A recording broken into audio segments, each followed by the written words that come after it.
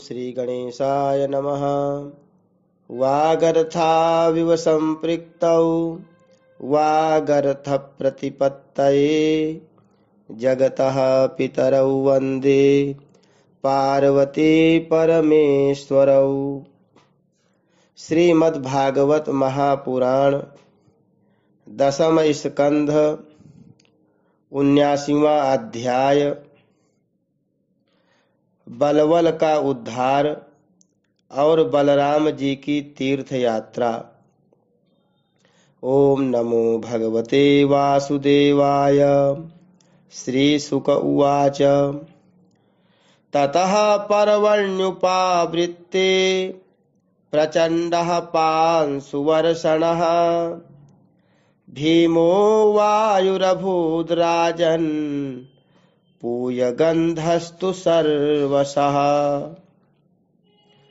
ततो मेध्यमयं वर्षं बल्वलेन विनिर्मितम् अभवद् यज्ञशालायां सोन्वदृश्यत शूलधृक्। श्री सुखदेव जी कहते हैं, परीक्षित, पर्व का दिन आने पर बड़ा भयंकर अंधड़ चलने लगा, धूल की वर्षा होने लगी और चारों ओर से पीप की दुर्गंध आने लगी। इसके बाद यज्ञशाला में बलवल दानव ने मल मूत्र आदि अपवित्र वस्तुओं की वर्षा की। तदनंतर हाथ में त्रिशूल लिए वह स्वयं दिखाई पड़ा। उसका डेल डौल बहुत बड़ा था। ऐसा जान पड़ता मानो ढेर का ढेर कालिख इकट्ठा कर दिया गया हो। उसकी चोटी और दाढ़ी मूछ तपे हुए तांबे के समान लाल लाल थीं। बड़ी बड़ी दाढ़ों और भौहों के कारण उसका मुंह बड़ा भयावना लगता था। उसे देखकर भगवान बलराम जी ने शत्रु सेना की कुंदी करने वाले, मुसल और दैत्यों को चीर फाड़ डालने वाले हल का स्मरण किया। उनके स्मरण करते ही वे दोनों शस्त्र तुरंत वहां आ पहुंचे। बलराम जी ने आकाश में विचरने वाले बलवल दैत्य को अपने हल के अगले भाग से खींचकर उस ब्रह्मद्रोही के सिर पर बड़े क्रोध से एक मुसल कसकर जमाया, जिससे उसका ललाट फट गया और वह खून उगलता तथा आर्तस्वर से चिल्लाता हुआ धरती पर गिर पड़ा। ठीक वैसे ही जैसे वज्र की चोट खाकर गेरू आदि से लाल हुआ कोई पहाड़ गिर पड़ा हो। नैमिषारण्यवासी महाभाग्यवान मुनियों ने बलराम जी की स्तुति की। उन्हें कभी न व्यर्थ होने वाले आशीर्वाद दिए और जैसे देवता लोग देवराज इंद्र का अभिषेक करते हैं, वैसे ही उनका अभिषेक किया। इसके बाद ऋषियों ने बलराम जी को दिव्य वस्त्र और दिव्य आभूषण दिए तथा एक ऐसी वैजयंती माला भी दी जो सौंदर्य का आश्रय एवं कभी न मुरझाने वाले कमल के पुष्पों से युक्त थी। तदनंतर नैमिषारण्यवासी ऋषियों से विदा होकर उनके आज्ञानुसार बलराम जी ब्राह्मणों के साथ कौशिकी नदी के तट पर आए। वहां स्नान करके वे उस सरोवर पर गए जहां से सरयू नदी निकली है। वहां से सरयू के किनारे किनारे चलने लगे। फिर उसे छोड़कर प्रयाग आए। और वहां स्नान तथा देवता ऋषि एवं पितरों का तर्पण करके वहां से पुलहाश्रम गए। वहां से गंडकी, गोमती तथा विपाशा नदियों में स्नान करके वे सोन नद के तट पर गए और वहां स्नान किया। इसके बाद गया में जाकर पितरों का वसुदेव जी के आज्ञा अनुसार पूजन यजन किया। फिर गंगा सागर संगम पर गए। वहां भी स्नान आदि तीर्थ कृत्यों से निवृत्त होकर महेंद्र पर्वत पर गए। वहां परशुराम जी का दर्शन और अभिवादन किया। तदनंतर सप्त गोदावरी, वेणा, पंपा और भेमरथी आदि में स्नान करते हुए स्वामी कार्तिक का दर्शन करने गए तथा वहां से महादेव जी के निवास स्थान श्रीशैल पर पहुंचे। इसके बाद भगवान बलराम ने द्रविड़ देश के परम पुण्यमय स्थान वेंकटाचल बालाजी का दर्शन किया और वहां से वे कामाक्षी, शिवकांची, विष्णुकांची होते हुए तथा श्रेष्ठ नदी कावेरी में स्नान करते हुए पुण्यमय श्रीरंग क्षेत्र में पहुंचे। श्रीरंग क्षेत्र में भगवान विष्णु सदा विराजमान रहते हैं। वहां से उन्होंने विष्णु भगवान के क्षेत्र ऋषभ पर्वत, दक्षिण मथुरा तथा बड़े बड़े महापापों को नष्ट करने वाले सेतु बंध की यात्रा की। वहां बलराम जी ने ब्राह्मणों को 10,000 गौएं दान की। फिर वहां से कृतमाला और ताम्रपर्णी नदियों में स्नान करते हुए वे मलय पर्वत पर गए। वह पर्वत 7 कुल पर्वतों में से एक है।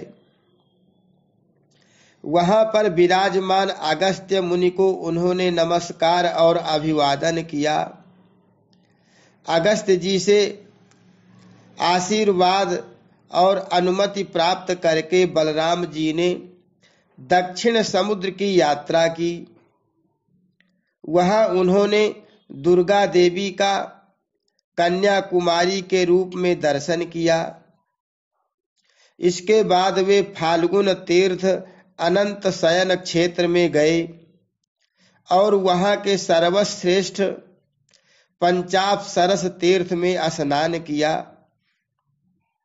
उस तीर्थ में सर्वदा विष्णु भगवान का सान्निध्य रहता है।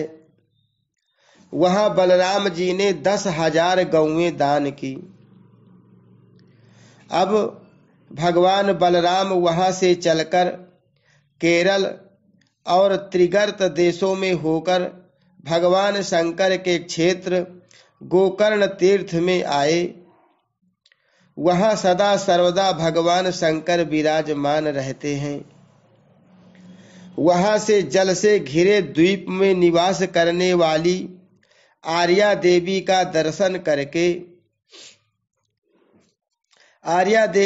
दर्शन करने गए और फिर उस द्वीप से चलकर सूरपारक क्षेत्र की यात्रा की। इसके बाद तापी, पयोष्णी और निर्विंध्या नदियों में स्नान करके वे दंडकारण्य में आए। वहां होकर वे नर्मदा जी के तट पर गए। परीक्षित, इस पवित्र नदी के तट पर ही माहिष्मती पुरी है। वहां मनु तीर्थ में स्नान करके वे फिर प्रभास क्षेत्र में चले आए। वहीं उन्होंने ब्राह्मणों से सुना कि कौरव और पांडवों के युद्ध में अधिकांश क्षत्रियों का संहार हो गया। उन्होंने ऐसा अनुभव किया कि अब पृथ्वी का बहुत सा भार उतर गया। जिस दिन रणभूमि में भीमसेन और दुर्योधन गदा युद्ध कर रहे थे, उसी दिन बलराम जी उन्हें रोकने के लिए कुरुक्षेत्र जा पहुंचे। महाराज युधिष्ठिर, नकुल, सहदेव, भगवान श्री कृष्ण और अर्जुन ने बलराम जी को देखकर प्रणाम किया तथा चुप हो रहे। वे डरते हुए मन ही मन सोचने लगे कि ये न जाने क्या कहने के लिए यहाँ पधारे हैं। उस समय भीमसेन और दुर्योधन दोनों ही हाथ में गदा लेकर एक दूसरे को जीतने के लिए क्रोध से भरकर भांति भांति के पैतरे बदल रहे थे। उन्हें देखकर बलराम जी ने कहा, राजा दुर्योधन और भीमसेन, तुम दोनों वीर हो, तुम दोनों में बल पौरुष भी समान है। मैं ऐसा समझता हूं कि भीमसेन में बल अधिक है और दुर्योधन ने गदा युद्ध में शिक्षा अधिक पाई है। इसलिए तुम लोगों जैसे समान बलशालियों में किसी एक की जय या पराजय नहीं होती दिखती। अतः तुम लोग व्यर्थ का युद्ध मत करो, अब इसे बंद कर दो। परीक्षित, बलराम जी की बात दोनों के लिए हितकर थी, परंतु उन दोनों का वैर भाव इतना दृढ़ मूल हो गया था कि उन्होंने बलराम जी की बात नहीं मानी। वे एक दूसरे की कटुवाणी और दुर्व्यवहारों का स्मरण करके उन्मत्त से हो रहे थे। भगवान बलराम जी ने निश्चय किया कि इनका प्रारब्ध ऐसा ही है, इसलिए उसके संबंध में विशेष आग्रह न करके वे द्वारका लौट गए। द्वारका में उग्रसेन आदि गुरुजनों तथा अन्य संबंधियों ने बड़े प्रेम से आगे आकर उनका स्वागत किया। वहां से बलराम जी फिर नैमिषारण्य क्षेत्र में गए। वहां ऋषियों ने विरोध भाव से युद्धादि से निवृत्त बलराम जी के द्वारा बड़े प्रेम से सब प्रकार के यज्ञ कराए।